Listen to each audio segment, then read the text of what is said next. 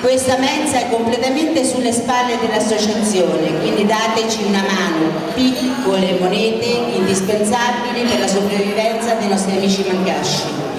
Sosteniamo anche la scuola di Genevieve, nella parte più a nord del Madagascar, una piccola scuola.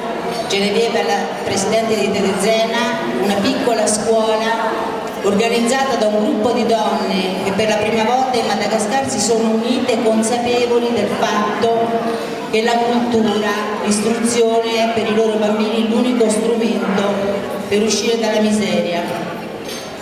Chiunque può aiutare Gialuma con piccole cose, non chiediamo grandi cifre, noi viviamo e lavoriamo e sopravviviamo grazie a piccoli aiuti di gente che crede in noi.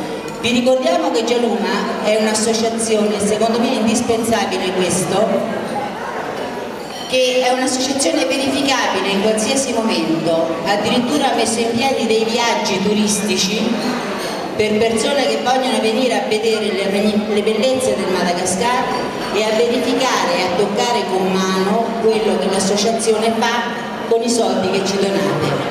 La prossima partenza è il 31 agosto. Chiunque può partecipare, chiunque può vedere, verificare con le proprie mani e con i propri occhi la realtà di quello che vi stiamo dicendo, e questo secondo me è molto importante in questo periodo.